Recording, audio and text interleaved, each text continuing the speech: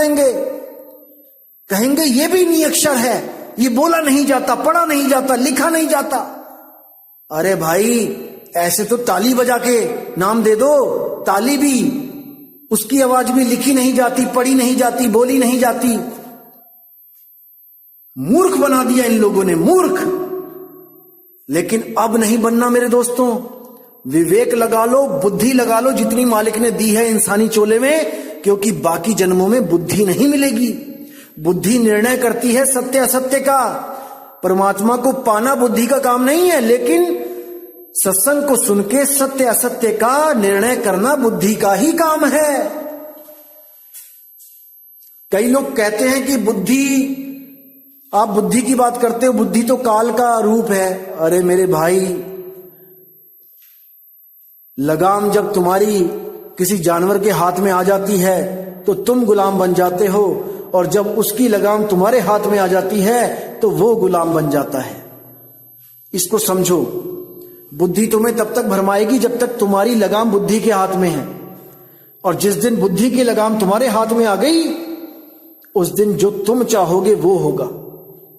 अभी मन के गुलाम हुए हो, जब मन तुम्हारा गुलाम हो जाएगा फिर तुम जीने का नजरिया देखना कि क्या हो जाता है। इसलिए मैं कह रहा हूं, अभी बुद्धि लगाओ सत्य और असत्य का निर्णय करने के लिए। शब्द को पाना बुद्धि का खेल नहीं है। मन, बुद्धि, चित्त, अहंकार, इन चारों की बस की बात नहीं है। वो तो सतगुरु जब भेद बताएगा तब निम्न पद में आके आपको उसको ग्रहण करना पड़ेगा, बात तभी बनेगी। लेकिन सत्य असत्य का निर्णय बुद्धि ही करती है। जैसे बैठे बैठे आपके मन में एकदम विचार आया, मन, बुद्धि, चित्त, अहंकार, इन चारों की मैं आपको क्रिया बताता हूं। बैठे बैठे एकदम मन में विचार आया कि चल शराब पीने चलते हैं। अब ये विचार किसने दिया? मन ने। मन ने अपना काम कर दिया और मन अपना काम करके अलग हो गया। उसने विचार डाला, कहां डाला? बुद्धि में। बुद्धि से ही सोचोगे ना, कुछ भी मन सोचेगा बुद्धि में ही आएगा ना। जैसे ही मन ने सोचा, बुद्धि ने कैच कर लिया उसको। अब बुद्धि वहां पे विवेक लगाएगी कि जाऊं कि ना जाऊं, सत्य असत्य का निर्णय करेगी। मन, बुद्धि ने कहा नहीं जाना, तो कहानी वहीं खत्म हो जाएगी। और बुद्धि ने कहा हां चलना है, तो अब बुद्धि का भी काम पूरा हो गया। अब आगे क्या बचा? मन, बुद्धि, चित्त। अब चित्त का क्या काम है? चित्त का काम है एकाग्रता। वो आपकी बुद्धि से एकाग्रता देखेगा कि कहां पे जाना है, दाएं जाऊं, बाएं जाऊं, उस गली में जाऊं, अगली गली में जाऊं। ये चीज, ये काम चित्त का है। चित्त ही घूमता है तीन लोक में। अब चित्त ढूंढ रहा है दुकान का एड्रेस, चित्त ने पा लिया। अब चित्त का काम भी खत्म। अब आपके पास तीन चीजें आ चुकी हैं। एक विचार आया और उस पर आपने सहमति भी कर दी बुद्धि के द्वारा, और आपने जगह भी अपने मन में ही चित्त ने उसको दर्शा दिया कि कहां जाना है। अभी भी आपका कर्म नहीं बना। अब जो असली काम है वो है अहंकार का। अब अहंकार आपके 60 किलो, 70 किलो, 80 किलो के शरीर को उठाएगा और उस दुकान तक लेके जाएगा, और इसी के द्वारा आपका कर्म बन जाएगा। मन, बुद्धि, चित्त, अहंकार। लेकिन जब यही चीजें, आप इन चारों शक्तियों को अपने भले के लिए यूज करोगे तो ये आपका पूरा साथ देंगी, क्योंकि इनकी लगाम आपके हाथ में है। जब आप सोचते हो कि आज सत्संग सुना जाए तो कौन सोचता है? मन ही तो सोचता है। मन ने सोचा कि हां सत्संग सुना जाए, और उसके बाद मन ही दोबारा विचार दे देगा कि नहीं, कुछ और देखा जाए। अब बुद्धि विवेक लगाती है, वहां पे बुद्धि निर्णय करती है कि सत्संग सुनना है कि कुछ और सुनना है। तब जब आप कहते हो कि हां सत्संग सुनना है, तो आप सत्संग को ऑन कर देते हो। चित्त और अहंकार के द्वारा, चित्त द्वारा पता लगता है कि कौन सा यूट्यूब चैनल है, और अहंकार आपका अंगूठा उस पर दबा देता है और सत्संग शुरू हो जाता है। तो इन चारों को आपने अपने बस में रखना है। 5 तत्व, 25 प्रकृति, 3 गुण, मन, माया, 10 इंद्रियां, इनको अपने कंट्रोल में रखोगे तब आपका आसान काम हो जाएगा, बहुत आसान हो जाएगा आपका काम। इसीलिए बोला है कबीर कबीर क्या करे तू खोज आपन शरीर, और 10 इंद्रियां बस में कर तू आप ही आप कबीर।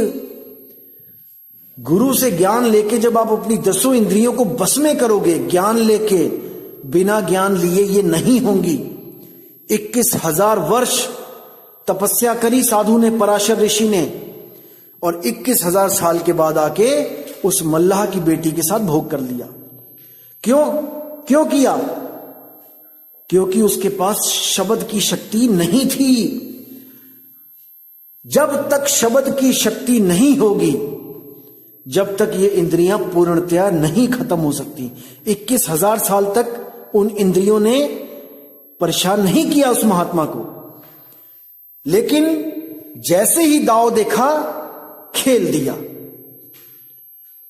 लेकिन जब आपके पास सार शब्द होता है तब आपके पास एक तरीका होता है इससे बचने का, इस काल को मुरझाने का एक तरीका होता है, कैसे इसको खत्म किया जाए, कैसे इस पे अंकुश लगाया जाए, और वो होता है सत्य सिमरण।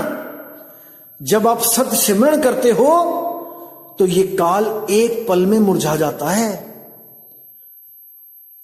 एक पल में मुरझा जाता है। समझना है इसको मेरे भाइयों, और यही सतगुरु का वो मूल मंत्र है जो 10 इंद्रियों को बस में करके आपको स्वयं कबीर बना देगा। क्योंकि ऑलरेडी आप कबीर हो, लेकिन अभी अज्ञान में हो, कबीरा हो अभी आप। जब आप कबीरा से कबीर बन जाओगे तब आपको किसी अन्य की कोई आवश्यकता नहीं रहेगी। आप स्वयं सोहम सत्य कबीर, आप स्वयं वही हो जाओगे। तो दोस्तों, इसी के साथ मैं ये सत्संग की समाप्त करता हूं और उम्मीद करता हूं कि आदि नाम हम भाग सुनाया, मूर्ख जीव समझ नहीं पाया। ये बात करके अब आपको कोई और मूर्ख नहीं बना सकता, जब तक आप स्वयं ना बनना चाहो।